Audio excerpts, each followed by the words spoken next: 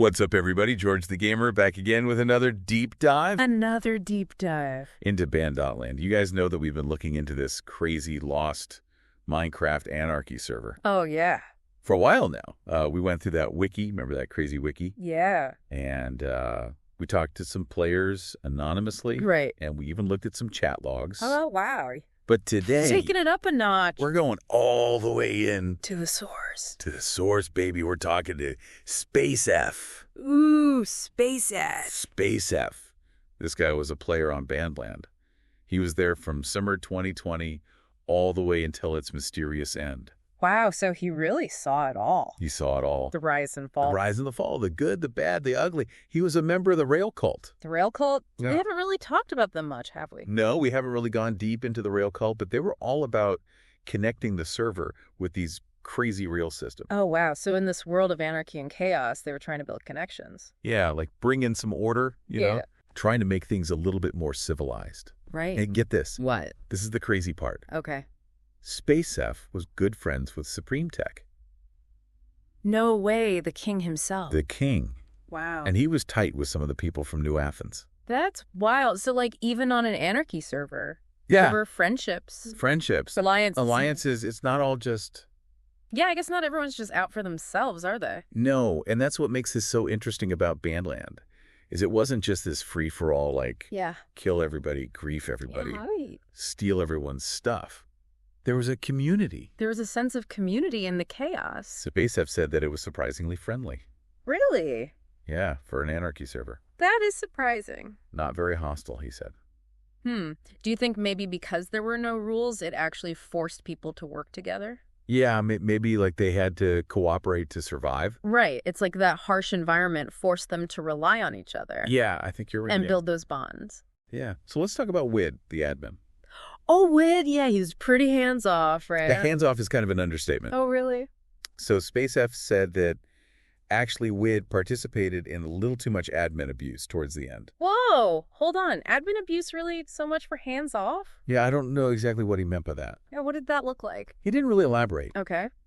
But when I asked SpaceF about how Wid handled, like, server updates and controversies, he just said... What'd he say? He didn't. He didn't? He didn't do anything. Wow, so Dupe exploits all the drama with spawn radius? All of it. He just let it play out. Let it all burn. That's talk about a hands-off approach. I know, right? What do you think the impact of that was? I mean, was it good for the server, or did it ultimately lead to its downfall?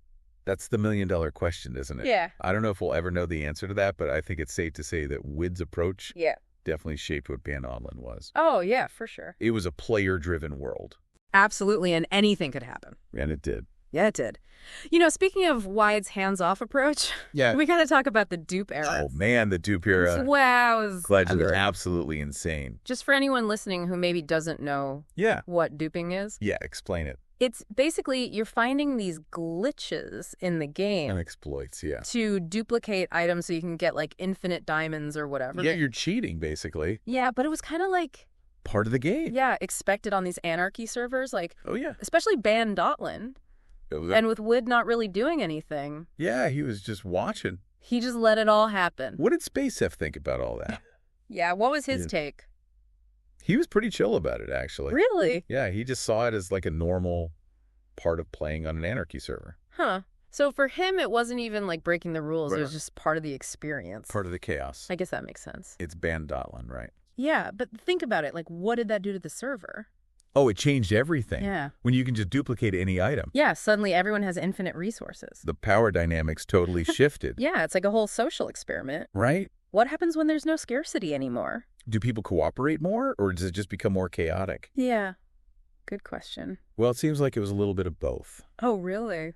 So, on one hand, you have guys like SpaceF and Supreme Tech. Okay. Using their duped resources to build crazy stuff. Like what kind of stuff? They were flattening huge areas of the spawn.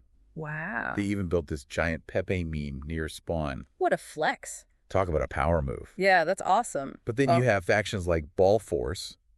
Oh, no. Using all their duped TNT to just blow everything up. So it amplified the good and the bad. Yeah, basically.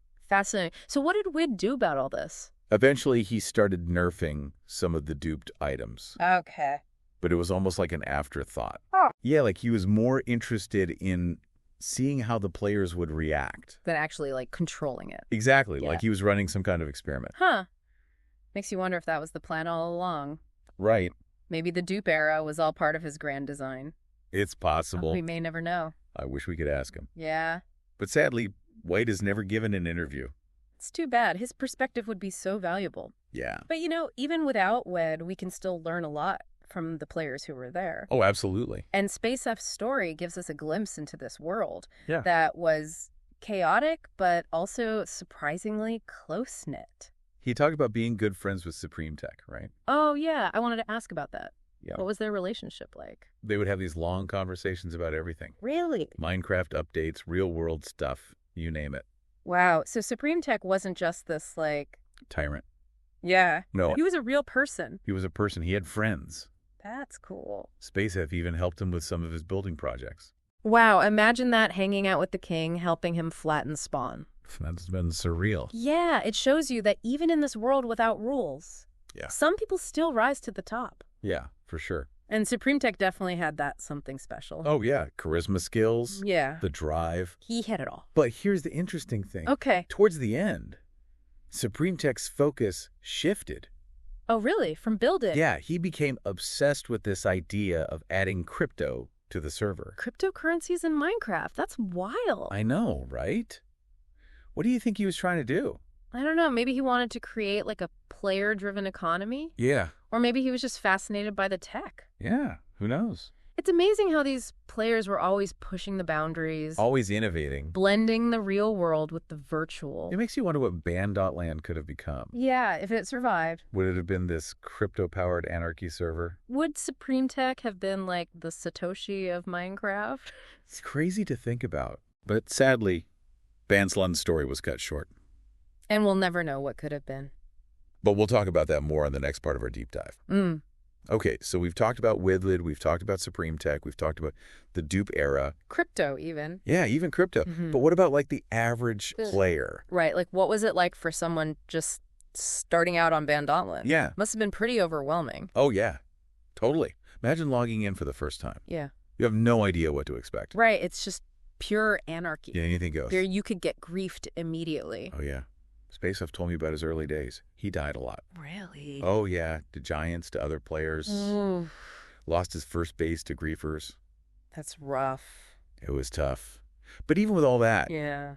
he said he was still drawn to the community. It's interesting how that keeps coming up. I know, right? Like, even in this lawless world, Yeah. there's still this sense of camaraderie. People coming together. Yeah. And it wasn't just about survival either. SpaceF talked about the creative side of Ban.land too. Oh, yeah, like what? Like those massive map arts. Oh, yeah, those were amazing. You could see them from miles away. I remember seeing one that was like a giant Mona Lisa made of wool.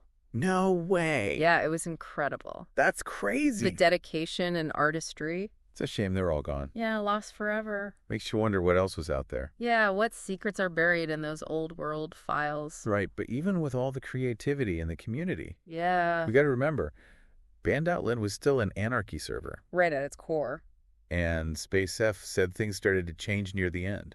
Oh, really? How so? The server was becoming less active. Oh, okay. People were getting bored. Makes sense. I guess even anarchy can get old after a while. Yeah, maybe the dupe era took some of the fun out of it. It's possible. Or maybe people were just ready for something new. Yeah, and the server was getting outdated too. Right. It was behind on updates.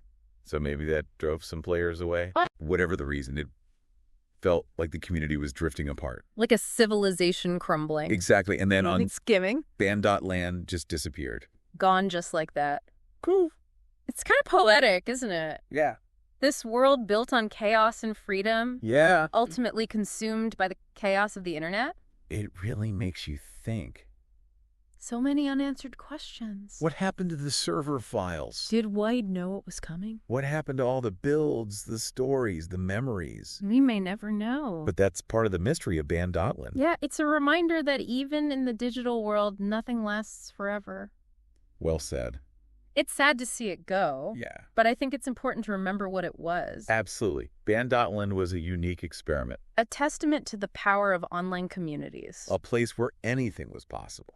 for better or worse. So to all the Ban.land players out there, Yeah. thank you for sharing your stories. You helped us piece together this amazing chapter of Minecraft history. And to those of you who are just learning about Ban.land, Yeah. keep exploring, keep digging. There's still so much out there to discover. Because even though the server is gone, The legend lives on.